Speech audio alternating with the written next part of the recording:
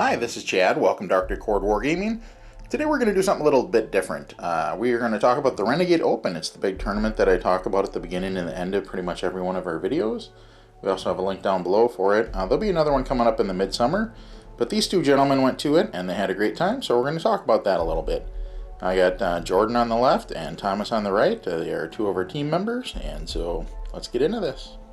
But before we do, if you are new here, please consider hitting that subscribe button and then also hit the bell so you're notified of our upcoming content. We have new stuff uploading to the channel all the time. And if you are in the Twin Cities metro area and you'd like to come in and get a game in with us and be featured in a battle report, shoot me a message. We'd love to have you and schedule that. Let's get into this. Alright, you want to go first? No, either way. Yeah, you go first. Okay, so Renegade is an amazing event put on. I've been to now 2 Renegades and one of the spring cons.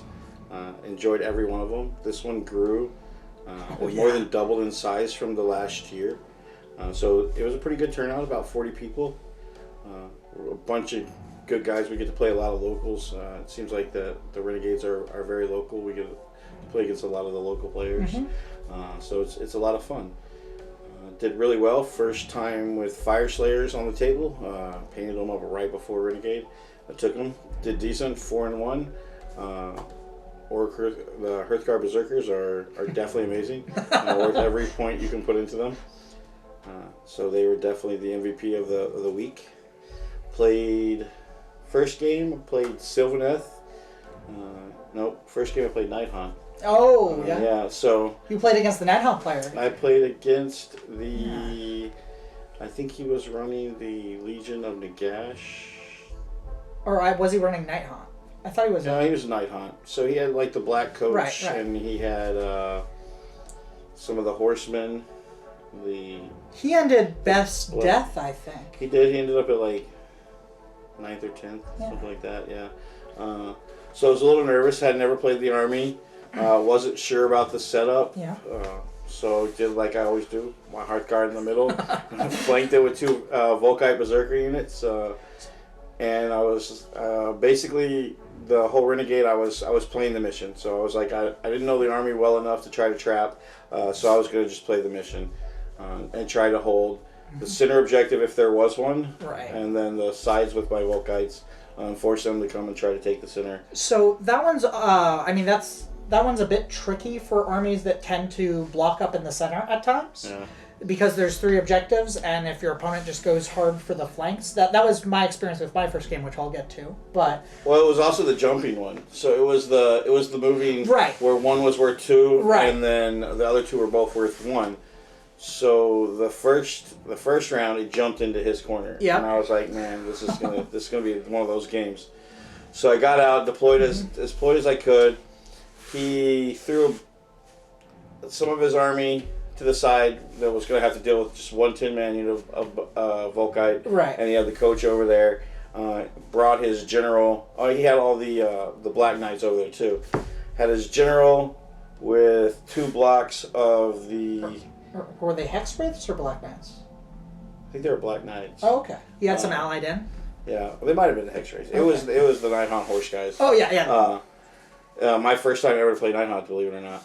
And then he had the battle line troops, the chain rasps. 2 blocks of them, with his general and some other guys that he ran into my berserkers. Basically, turn 1. I went up as far as I could. I gave him turn. He moved up. I moved up, and then he charged into me. When it bounced to the other side, I was like, man, this is gonna be a bad game because I have no way to get over there and deal with it. But then, for some reason, he decided he wanted to take another swing at my Hearthguard and ported all his heroes out and all his cavalry and everything to the side of my Hearthguard and charged basically 2/3 of his army into him, which they annihilated. I lost like 4 models. I felt really bad actually because he brought like 3 waves of horses in, and they crushed. So by the time it was all said and done, he had his general. I pulled my Hearthguard back, and I was way ahead of points. So at that point, I was playing very defensively. I was like, "You're gonna have to come to me." We went 2 rounds, and he had his general and the coach on the table. So he called it there.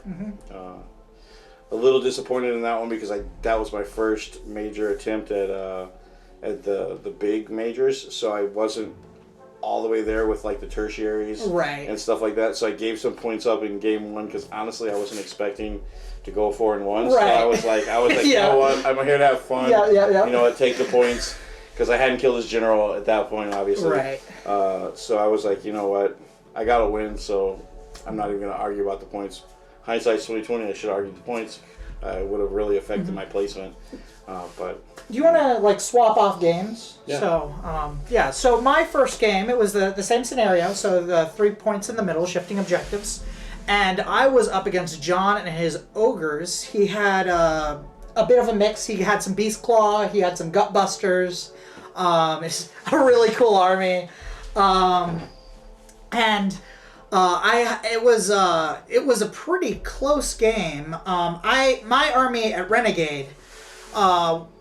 If you watched the battle report we did with my Ossiarchs more recently, where I have 2 blocks of 20, at Renegade I instead had 1 block of 40, and I didn't have Arc in the Black. I had like all the basic heroes, but the 1 block of 40 was my power unit. It could pretty much fight anything, but unfortunately it can only be in one place at a time, really. And I did try to have it in multiple places at a time in some games. But this one, I basically kept my 40-man block in the center, and I held that 1 point, and then we fought on the flank with all my, like, the cavalry and the stalkers and all the other units. And the stalkers, I was able to blend through some of his ogres on one side, and I basically just got enough points to edge him out, but it was really close. And a big part of that was because he had a ton of pressure on both of the flanks, and he was smart and ignored my center because he wouldn't have punched through that. But yeah, that was my first game. I won, but it was like all the games I won, they were pretty close. Yeah, I think the one thing I can say is that I didn't have any bad games. Yeah. Like everybody I played there was phenomenal. Everybody was fun to play against. There was some harder armies, some easier armies, but overall everybody was just having fun, and that's really cool to see. And that's a big part of the community. The Renegade, we got a lot of people from Minnesota, and then 1 or 2 people from Illinois, and a good amount from Wisconsin too that come in. But it's all like really nice people, and So game 2, I played Sylvaneth. And what scenario was game 2? Let me see. I've actually got the packets here. So, game 2 was, or was that? No. So game 2 was the one we just did now. So Places of Power. Places of Arcane Power. Yep. So this one I was a little nervous about because when you read this without all the FAQs and stuff, it was like wizards or people with artifacts. And I'm like, I've got 2 guys with artifacts and no wizards. And I'm going against a guy that was running triple Durthus. So I mean, he had all kinds of race. The witch what are the little witch? The branch race? Branch race and all that. So he had... Is it Zach? It was Zach, yeah. So he had a lot more casting, a lot more heroes. He got a good lay on his trees, so he was able to manipulate the board really well. Yeah. Again, I think a lot of it is that people don't play Fyreslayers up here. Right. It's not a commonly hit army. So it seemed like in all of my battles that everybody wanted to challenge the Berserkers. Even though the first thing I said when we got to the table is, this is not the fight you want. I was like, this is not where you go to. It seems like everybody was like, well, I think I can take them. And game 2, Zach was like, well, I got to deal with them one way or another, so let's just go. And he put 2 Durthus directly into them. They killed... Well, for starters, we had the rain. So he did give me the Still Rain. Oh, really? So Still Rain went off on me. I lost like 5 guys to 5 Berserkers to Still Rain. And that's the Realmscape feature we were playing with. We were playing in the Realm of Metal for this battle. So it's you roll a 6, and then you get a dice for every model in the unit, which gave him the ability to roll 30 dice against my Hearthguard. and then on a 6-up, right? It's a 6-up. You get a mortal wound. Yep. So he got to. He ended up killing like 4 or 5 of my berserkers right off the bat, which made me nervous to start out with because I'm like, man, that's a good chunk of points. That was like 160 points off the board for nothing. So then he charged in. I got to wrap him up. So Durthus were not leaving. He killed 1 or 2 of the Hearthguard with the Durthu, and then I popped both of them turn 1. So that was a little... Yeah, I mean, Durthus can spike hard, but when they don't. So his initial plan, because I gave him turn 1 again, he shot, I think it was 2 sets of 3 of the Kurnoth Hunters with bows at my Battlesmith. I mean, he had the right target, the Battlesmith's the linchpin. Yep. So he literally, I had the Battlesmith standing in terrain with... so he was, I had my general close to him, so he was -2 to hit because of lookout sirs. He was +3 to reroll his saves. He was a 3-up save, so he had a lot going for him. Right. Like, and he brought him down to 1 wound. He couldn't get that one last wound. If he'd have popped him, he almost popped him turn 1, which made me nervous because I had bad positioning on my Arc Hearthguards, so they weren't within range to take wounds. Oh, okay. So he almost got him turn 1. Yeah. And I was like, this is going to go bad. And so then he charged in. I dealt with that, and he just, I mean, it was a huge chunk of his army. I was unable on my turn to jump up and grab his hunters, lock them down. I went through all of his hunters and left him with basically, if I remember correctly, the Casting Tree Lord. Oh, the Tree Lord Ancient? Yeah. Yeah. And then some Branch Witches and some Dryads. Right. So, I mean, it was another good game. It was just another one of those. They came straight at the Hearthguard. And if he would have popped that hero, it would have been a totally different game for him. But that 1 wound was all it took to stay alive. So that was that game. Again, another great game. I enjoyed playing with him. I never played Zach before. I know he plays with a lot of the guys that I play with, but haven't ever got to play Sylvaneth. That was actually another first for me because I never played Sylvaneth before. Yeah. So I was getting, the one cool thing was I was getting to see a bunch of different armies and like see how they operate, and so it was cool. It's getting me ready, gives me the ability to get ready for Adepticon and Wapaka and all that. Then I'm going to go to some of the larger events that are going to be just a little more nasty, a little less friendly. So it's a good place to start with the Fyreslayers. Well, and I will say, knowing Zach very well, that if you're going to play a Sylvaneth player, he's the guy that you want to play against because he knows that army inside and out. He did. And so if you can do okay against his builds of that army, you'll be okay playing against Sylvaneth. Yeah, he did phenomenal with it. But like I said, like that was just a big chunk of his army to lose both Durthus right off the bat, turn 1. And not get enough collateral damage on my side to make it worth it. He literally traded, I think those are 300-something points apiece. Durthus? Yeah. I think he said it was almost 700 points that he traded for 160. Yeah. So that was a big one. So, but another great game, fun game. Yeah. My second game was against Travis, who you played later on. I played him in turn 5, yeah. Yeah. So I played against Travis game 2. Since you did well, that tells you how this game's about to go for me. No, it was a real blast of a game. What it honestly came down to more than anything else, though, was my army was a 10-drop list. His army was a 4-drop list. And this was, if your heroes get onto the objectives and they can stay there, then you'll win. And he took first turn, ran up with his heroes, got on all 3 objectives. I got one of them back, but I couldn't get the other 2. And we just hit each other for a few turns. And I think I lost no units at the end. I had lost maybe a few models. He had lost maybe like 1 unit of Blight Kings or something. And the game was done. Travis was running a really strong Nurgle list. Its defense was outrageous. He had some the 3 skull cannons. Which was really interesting. They rolled kind of poorly in my game, which I was quite happy about because it could have gone even worse for me. But it was I got good amount of points for losing, but he did take it. I just couldn't punch through the Nurgle defenses, and he couldn't really punch through me either. But he was on the objectives first, so that game went to him. That was an interesting one for me too. We'll get to that one. Mm-hmm. So what was your third game? My third game. So this is the game that I always seem. So every event that I've gone to up here, I seem to go 2-0, and then I get the nice chance to fight Joe Cryer. Everyone I've gone to, my third game's always been against Joe, and I love playing against Joe Cryer. I think that he makes me think about my army that I don't normally think about.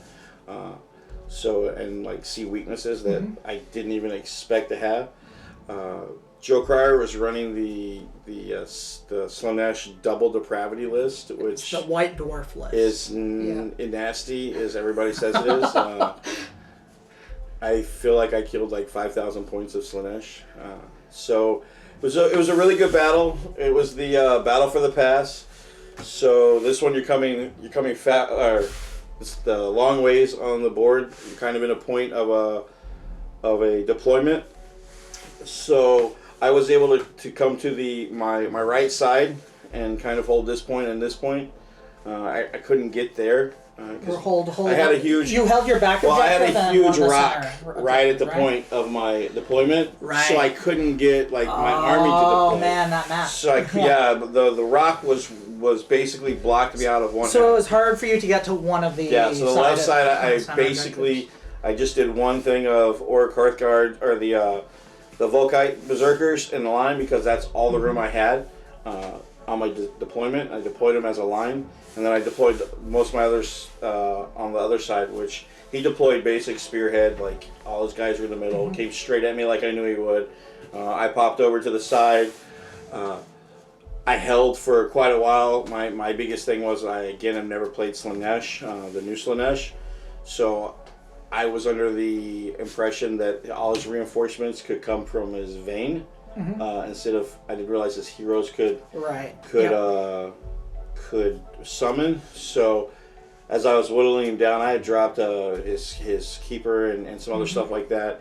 He had managed to move one of his epitomes around where my Volkites were fighting on the other side. Those things are real nasty. Which, I mean, I was dealing with it. I held his cavalry and his epitome on that side with 160 points of Volkite.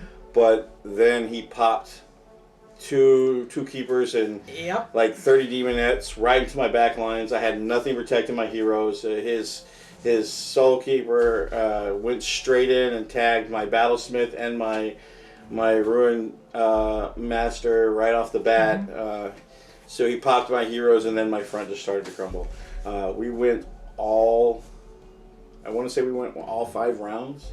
Jeez, I didn't do as well point wise. That was also a third game. I hadn't really planned out my secondaries really well. Right. You're also gonna be quite tired in your third game. I had burnt a bunch of really easy secondaries in the first because I didn't think about that there were only one use. So I kept a bunch of really hard ones at the end. Fortunately for me, they required a bunch of my guys to die, which Joe did really well for me. So he scored a couple of them for me himself. Just by killing off my general dying and stuff like that. But I think that was the only game that my general fell. So it was a very, very disturbing to watch what happens. It is Slaanesh, so that makes sense. When the heroes fell, it totally changed. All of a sudden, my Hearthguards started coming off in droves. They weren't holding in. It was very. Well, it makes you thankful for those buffs then. Right. Well, it also made me think about my deployment and protecting my back and stuff like that, and making sure that there wasn't any shenanigans that could get around on me. So again, like I said, it's always a hard game with Joe, but I always learn something, and I feel like that's why I'm doing Renegade anyways. To go to the Adepticons and the LVOs and the Novas and be able to do better. I'll mention briefly. I actually played a game against Joe with my list the night before the tournament started. I played against his list, like a quick practice game. It went poorly for me. I'll leave it at that.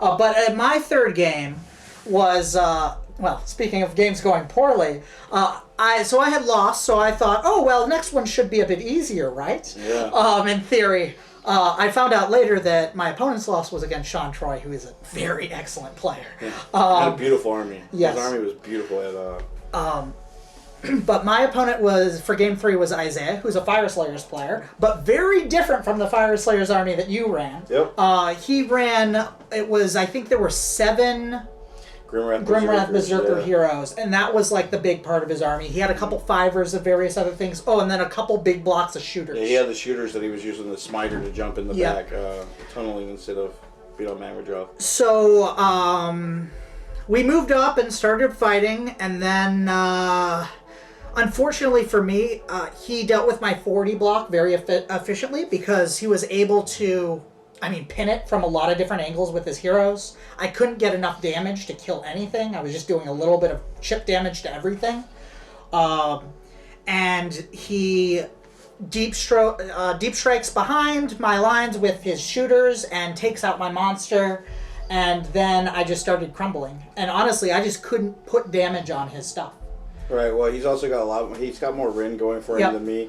And you can't bleed wounds over when it's single heroes. And so then that makes it really hard to deal with. Yep. And then also, another big thing, I think, was on, I believe it was the second turn, he rolled for his Rend rune, and he got neg 2 Rend, which meant his Berserkers were all rocking neg 4 Rend into my 3-up save guys. Yep. So my guys who rely on saves to survive did not get saves. It was real rough. So he basically blew through a good portion of my army. At that point, it was already quite clear I could not win. So, but I was attempting to keep my general alive so I could get, so I could get the secondary where you have an artifact alive at the end. So he had the artifact. Heirloom. Yes, but at the same time, my opponent, of course, wanted to kill the general. Right. So the second half of the game was actually me running away with my general and playing a retreat action. And meanwhile, he's bleeding my army. And at the very end, in the bottom of turn 5, or maybe the top of turn 5. But in turn 5, it was just my general left in the corner of the battlefield, and he was able to close in on him with like his whole army, and he killed him. So he tabled me in the end. Yeah, he did really well with that list. Yes, he went for his 4-1 4 1, and his loss was to Sean. And honestly, I haven't beaten Sean. I thought that I was going to go up against him, but the way the pairings, I don't think they were pairing the tables the same as like a traditional. They didn't. The tables were random, actually. Right, so I don't think you were playing. So I think like you were in a pool. You weren't playing the highest. Oh, sure. You were in a pool, so like all the 4-1s got stuck in a pool and all So it made the pairing a little bit different. Yeah. Because I thought Game 5 was going to be me against him. Okay. The way it first looked at, and then because some of the point systems, we got moved around. So I thought I was going to hit him in Game 5. I didn't. I was kind of curious to see our lists go against each other. Because again, it's a very different list than I'm running. It's really neat. Yeah. So my game against Isaiah was pretty one-sided, but he's a really nice guy. So it's his first time to put him on the table too. There was a lot of first-time table armies there. I mean, mine as well. Yeah. The other Ossiarch. You kind of have to. It has to be. Never been on the table either. Yep. There was a bunch of us that were first time. There were a ton of first-time tournament goers too. A lot of the crew from Phoenix Games, a lot of them were first-time tournament goers. Best Painted went to a first-time. Oh yeah. Goer. The Iron Jaws. Yep, it was a pretty army. And anyway, so now day 2, we come back. We got 2 more games on the second day. So how was your game 4? Well, game 4, like after taking the beating from Joe, like I went home and like took my book home and I went through it. And I was like, man, I don't know. I always miss these things. So again, it just comes with playing the army. So I feel like I missed a bunch of stuff. So day 2, I was like, I'm not gonna miss any of this. I made little tokens to remind myself and all kinds of stuff like that. So day 2, I went in and I played the other Sylvaneth. Got a lot of trees. Yeah, I was like, oh great, more trees. But it was a very, very different list. So he was running just tons of Kurnik hunters. He had swords, he had scythes, he had bows. Like he had tons of them. Like he had one. I think he had one Durthu and one Tree Lord Ancient. and then a bunch of hunters. Oh, no, like little heroes? He had or just one like or two of the little heroes, and then he had the I don't remember if it's the Revenants or the Sprites. Oh, that could, they were jump his battle around. line? Yeah, he had the ones that could jump around. So those they are were annoying. all over the board. Yeah. And wait, what scenario was that? That was that was Focal Points. Yeah, that one was horrible. So again, another horrible map for me because we had a big terrain piece in the middle. That was bad for my army too, which functions similar. The big blocks of infantry, sure you can hold that point, but well, it wasn't even about holding this point. So I'm trying to get to this point, right? But there was just so much terrain in the middle that he was like treating my team like the 300. He basically funneled me into a narrow corridor, and I couldn't get more than like 7 to 9 or my Hearth Guards on his line at a time. So I was surprised to see the damage output that the Kurnoth Hunters with scythes could throw down. Yep. They hit me hard, and I was shocked. So it was a really good game. I think the deciding vote on that game was he went 2 turns and missed both of his charges with his Kurnoth Hunters and his Ancient Endurthu. Both missed their charges 2 turns in a row. Really? He failed 4 charges. So basically gave me... Wait, did he roll Snake Eyes for the second turn then? Or no, so he had long charges, and then I was backing up. Oh, you backed up! One turn he actually killed some of my guys, which made his charge harder, and he failed it. Oh, no. So I was holding basically both of them on my side, and I got up and got his. And he couldn't peel me off at 3. I had literally 10 Volkites over there, but he missed the charge twice on me. So then he was like, well, I've got to do something. I was able, at one point I had every one of them. I had the entire map. Wow. But I had 2 Magma Dross holding, and then I had units holding it. So he jumped Durthu over and was like, well, I've got to kill your general at least. So he jumped him over to my general, missed the charge. Wow, that seemed to be a theme with his game. Then my general, I jumped my general over real quick and smacked his branch wraith because she was standing there, and I was like, he's gonna probably die to Durthu because he was pretty bloody by that point because he'd already gone through all the Kurnoth Hunters. So I jumped over and I hit his hero so that I could still kind of hold the point and make his charge harder. Eventually, he got in there. I want to say that he did kill Magmadroth, but then the very next turn, my Hearth Guard were like within inches of him, so they came in and killed off his Durthu. It was another great game. It was fun to play. I enjoyed it a lot. The points were nowhere near close to each other. I think like in turn 2, I was pretty far ahead because of him missing the charges. That's how it's a dice game. And when you expecting something and you jump over and you're like, this is how I'm going to play it, and it just all goes down, then sometimes you just can't recover it. Especially in the games where when you're holding 2 points, it like makes it like double, and which is this one does. So if you're holding them across from each other, they get more. They start going higher. At that point, he couldn't come back because he would literally have had to held every point on the board for several turns. Which wasn't going to happen because I still had a lot of guys on the board. But again, another great game. A totally different style of Sylvaneth to see. And it was, again, really fun. The trees are...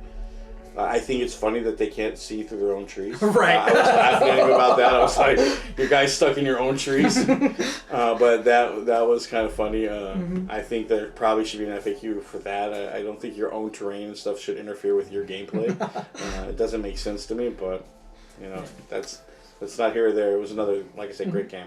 My 4th game was against Ideneth, and it was a real nail biter. There were points in the game where I was totally convinced I would win, and points where I was totally convinced I would lose.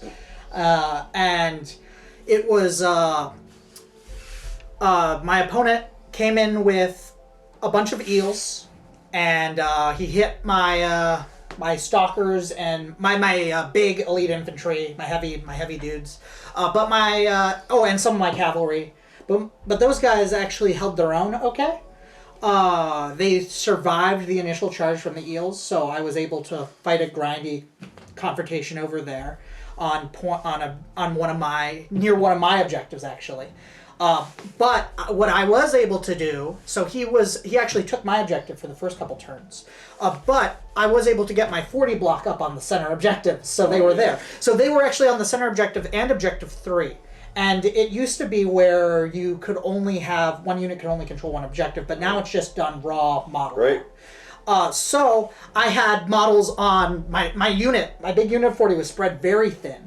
My opponent took advantage of that one turn by eliminating half of my unit of Mortec by sniping a single model. He had a spell that could snipe a model. So he used that and bled me away from one of the objectives, which almost cost me the game.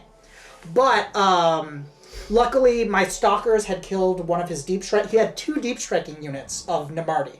He had like 220 deep strikes. Wow. So the first one, my stalkers blended, but my stalkers took some a lot. Like I lost a stalker and a half, I think, from the 4 that remained before they fled to battle shock. And then the second unit of stalkers took out the second unit of Namarti that battle strikes in the following turn, takes out those, and then jumps on my objective. At that point, basically, the game was almost over. I had to claim objective 2 on his side to win. I had eliminated all the stuff on that flank except for a couple Reavers that had moved off the objective in order to start to shoot at my things. And I had a small unit of cavalry. And I made a run roll that was just enough to get them within range of that objective so they could take that objective and get me just enough points to pull out ahead by 1 point. And at the close of the game. And it was absurdly close. Probably the closest game of Age of Sigmar I've ever played. It was down to the absolute wire. A really fun game too. One of the Ossio guys was my opponent. Really nice guy.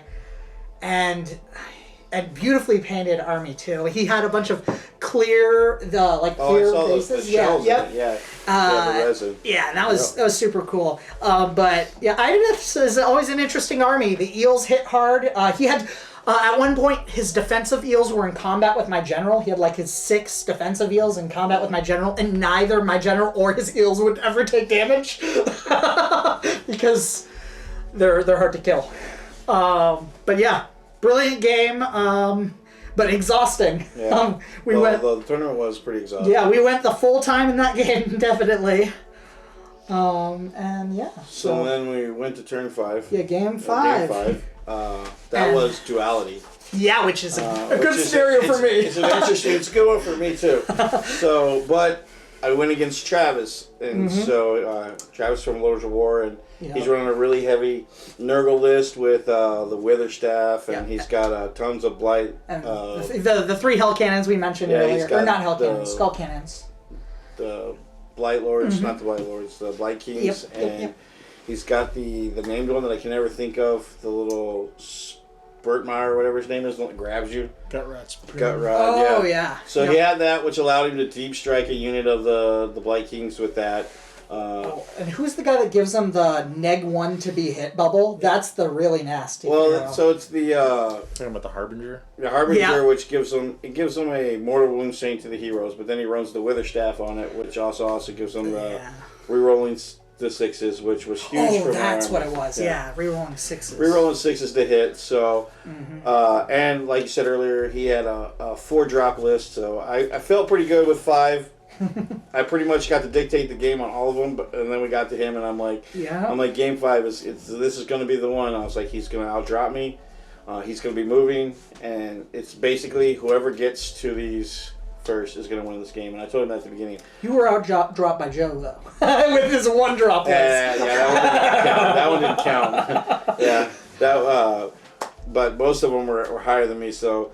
And I was giving the first turn away anyways, but I wanted first turn on game 5. Sure. Going against his army. I didn't get it.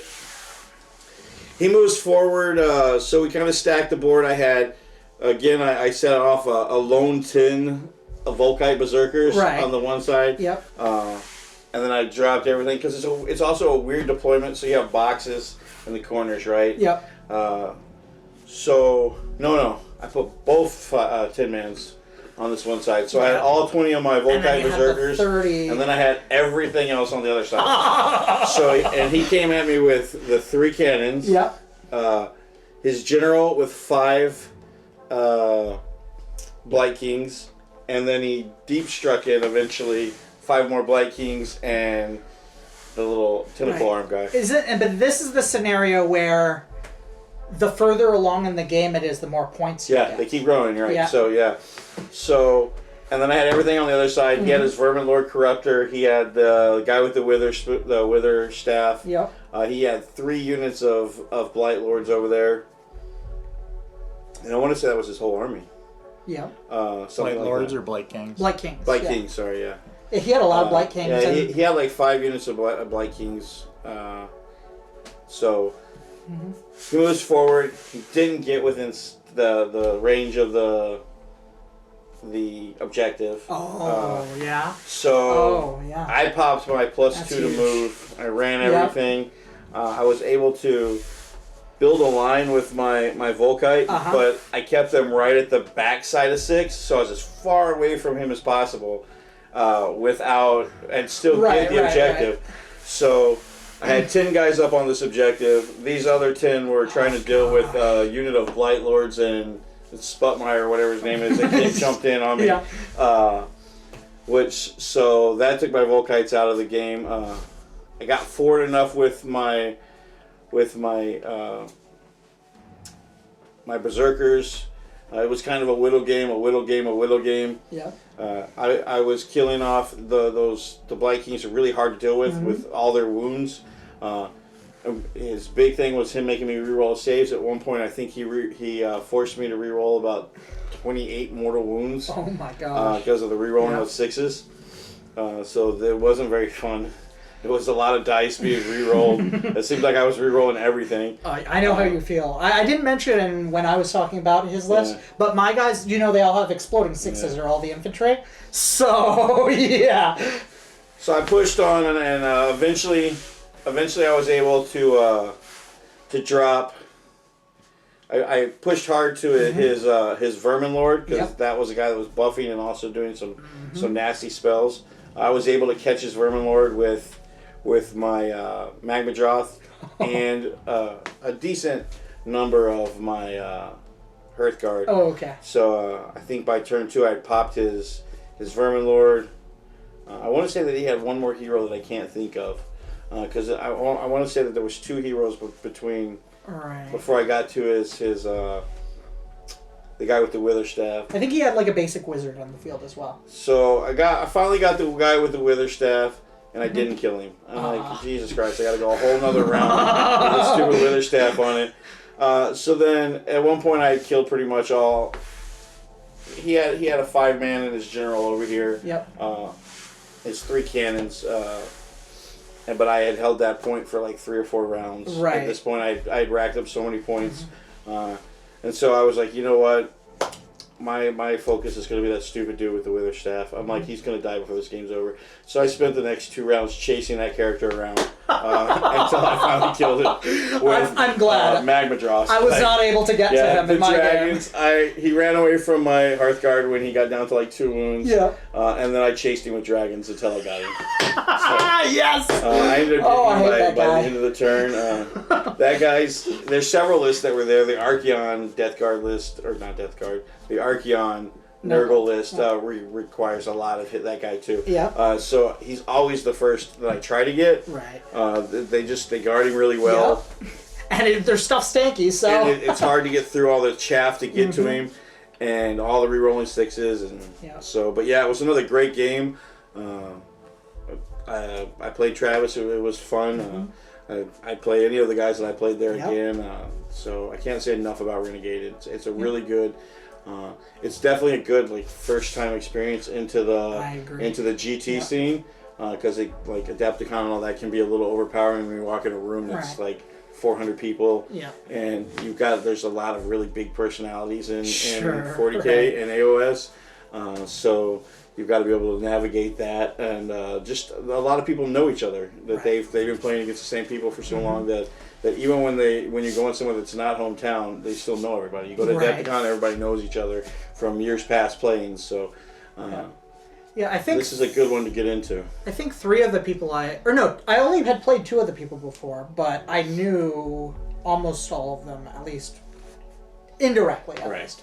But so my 5th game though was against Benji, who's always a blast to play against. Always a good sport. Awesome player. And he was running a Tzeentch list, which really concerned me. Yeah. Because this Lots is of bodies. I well, saw it. There was well, not lots of only bodies. that, but so Duality of Death is a great scenario for me. So I was like, all right, well, at the end in Game 5, I think I can pull out Duality against most of the other armies because I'll just move my 40 block onto something, and then I'll have at least one objective. Yeah. So I went in there being like, okay, it's going to be okay. And then I saw it's against Benji and Tzeentch has excellent mortal wound and magic output, which my army does not deal well with at all. Right. So I had very mixed feelings going into this game. The first turn, Benji takes first turn, and he, I think he only got on one of the objectives. But... Or no, maybe he did get on. I think he did get on both, the first turn. So, but then he purple sunned my backline immediately because what he had, I think it was a changeling that can teleport. So he was like behind me, and he launched a purple sun straight through my formation, which I saw coming because I knew he had it. But at the same time, I'm like, I gotta deploy close to the line and be ready to move forward. Luckily, it didn't do too much damage to most of my guys, but but what he did do was he fate diced to a 12, so I couldn't block it. And then the first hero that he hit with it, he fate diced his other 6, so he's just dead. Yeah. So I lost one of my heroes immediately, which is not great. And then so I had my infantry and my harvester and my general over on one flank. I had all my other garbage over on the other flank. Like, I think all my cavalry, and then my, I think the stalkers and the Immortus Guard and 2 other wizards were all over on my left flank.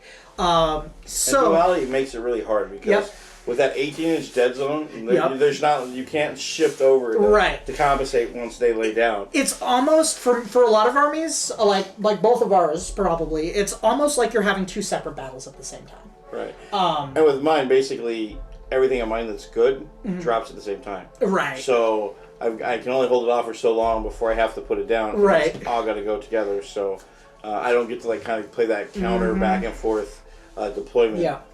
And since my army depends on its buffs, right? They were pretty much before we even started. I was like, well, everything's gonna go on that side. I can put the Volkite on this side because they're the only thing that don't matter to that blob. Right. And it's sort of similar for me with, well, I had a few more MSU options to maneuver with, but for so when I got my turn, what I did was I moved up everything.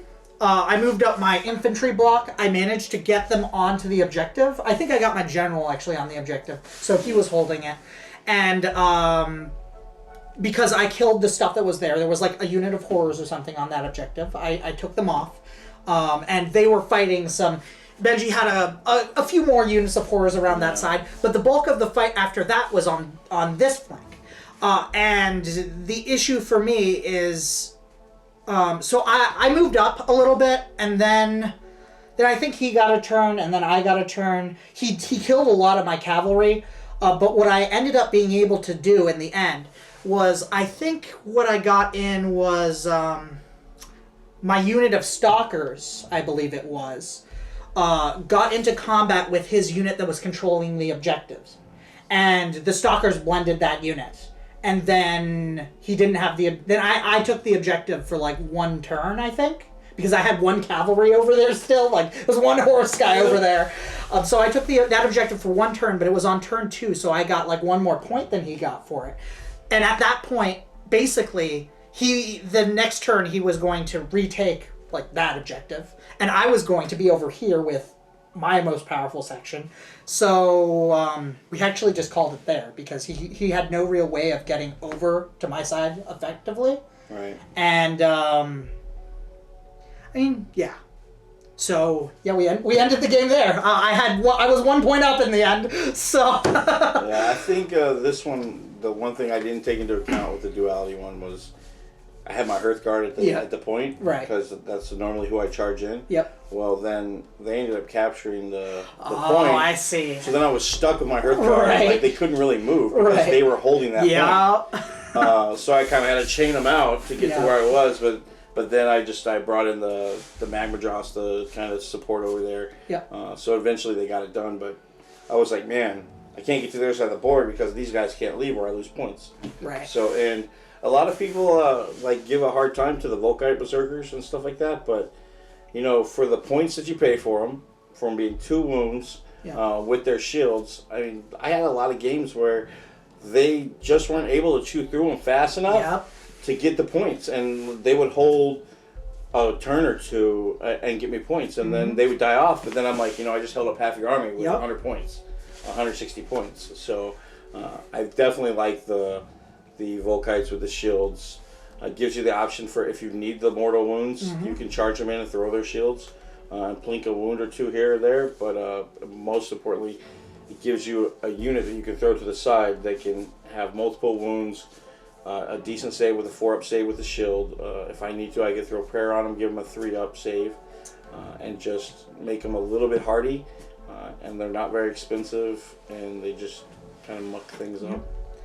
And as far as my army, I definitely learned running a 40 block just without any other infantry leaves me just not flexible enough. Having 220s I found in this game and in the one that I played earlier, they probably work better, and they're survivable enough against most things. Right.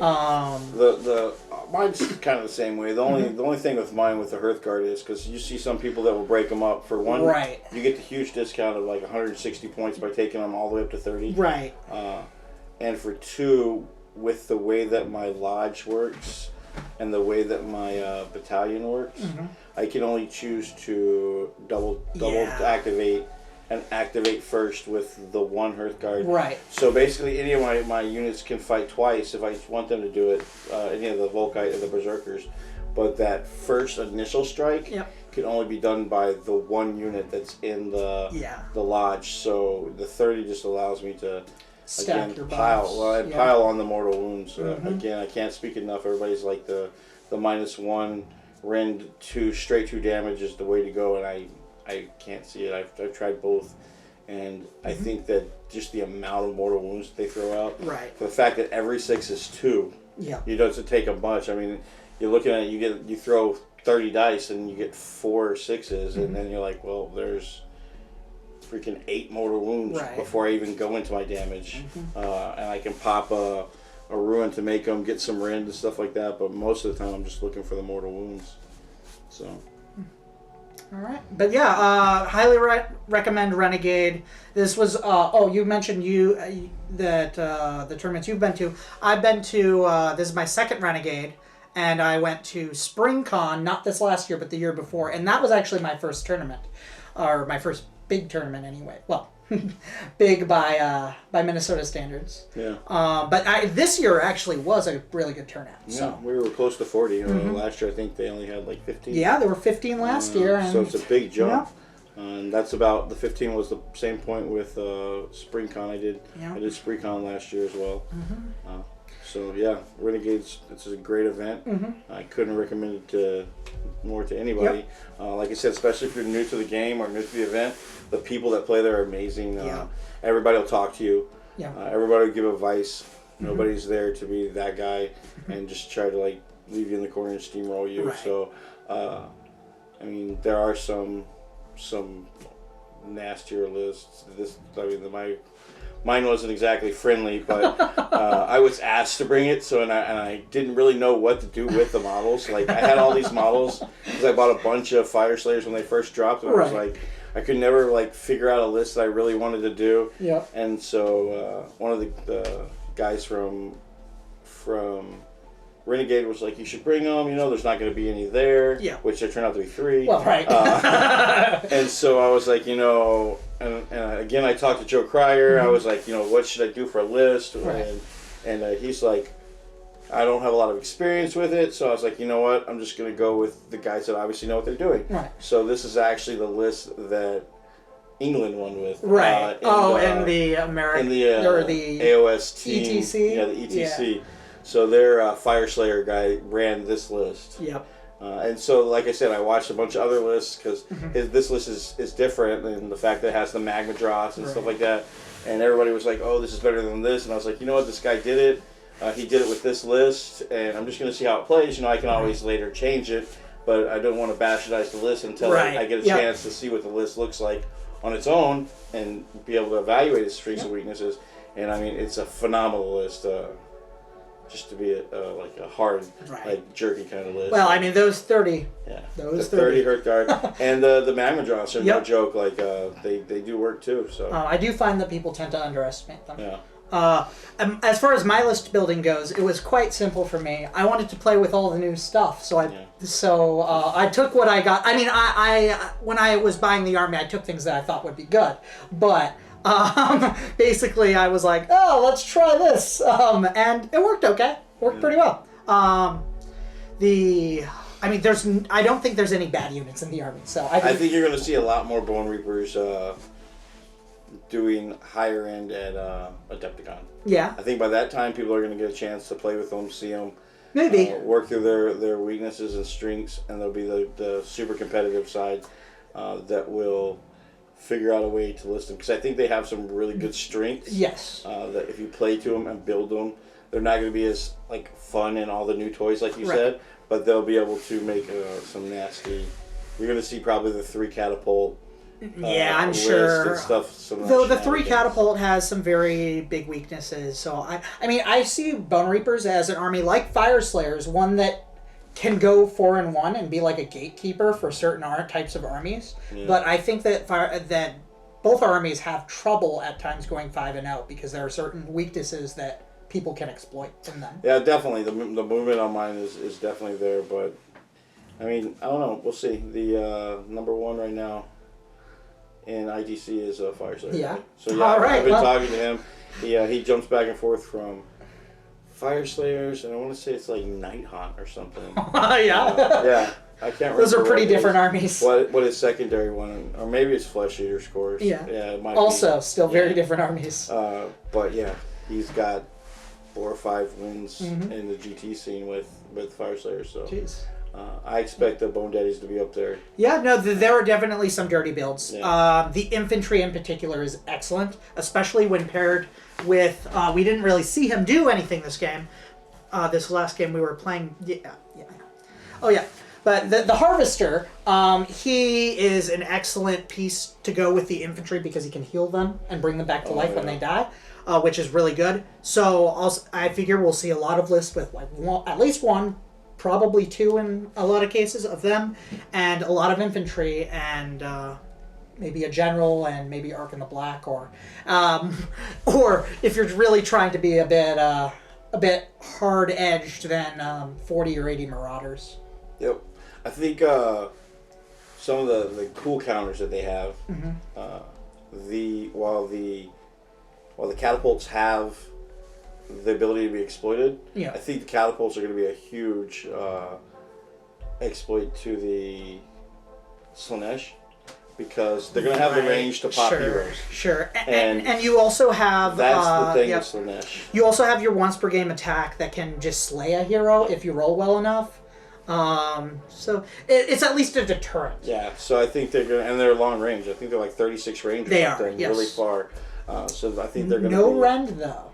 That's the big weakness on them.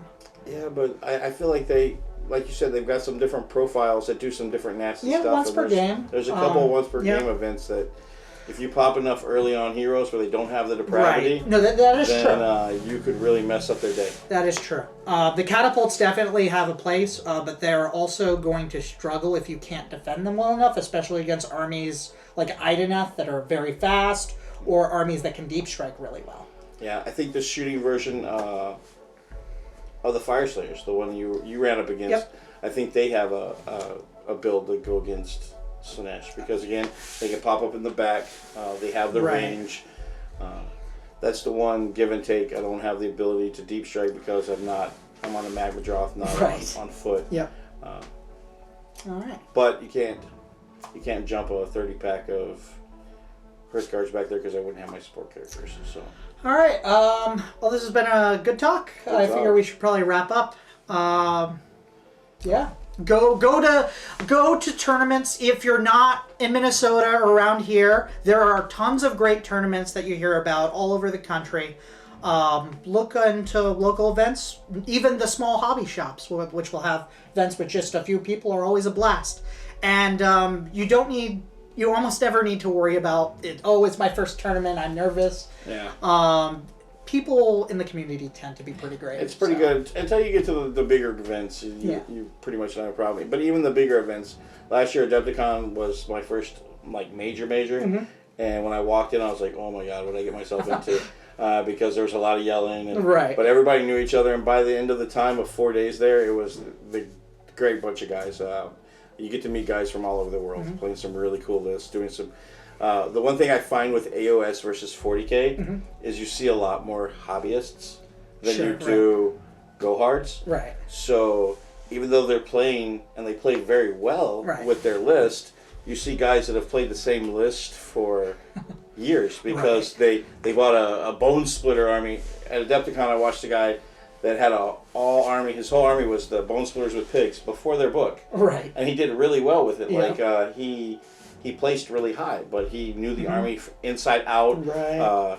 He was a super cool guy from England. He called himself the Monster Hunter because he basically kept a book. I heard about with that him. guy actually. He kept a book with him of all the monsters in AOS, Yep. and every time he would kill one in a tournament, he would mark it off in his book. Doesn't he? I heard he has almost every monster. He's got a bunch. He's got a bunch. And he wears one of those African the safari hats, the hard hats that they wear in Africa to hunt. But he was just a really cool cat with a really interesting list. Right. What you see with AOS that you don't see in 40K is their models are gorgeous. People spend the time.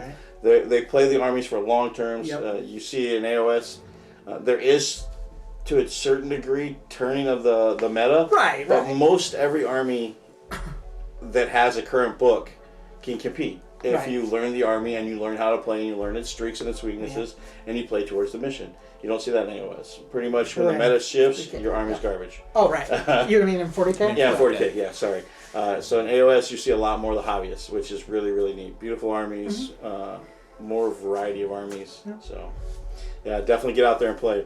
And, like and subscribe Arctic Horde. Click the little bell. It's actually probably up here on this one, right?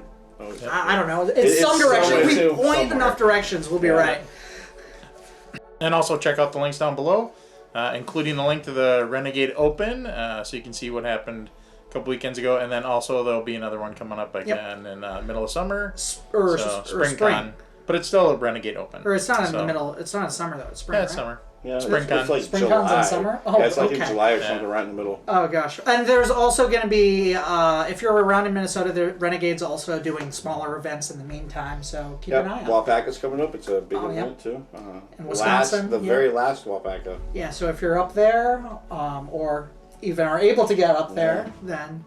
And if you are in the Twin Cities and would like to come in and get a game in with us, just shoot me a message. We'd love to have you in and schedule that, and maybe you can play one of these guys. So we'll see you in the next one. Thanks.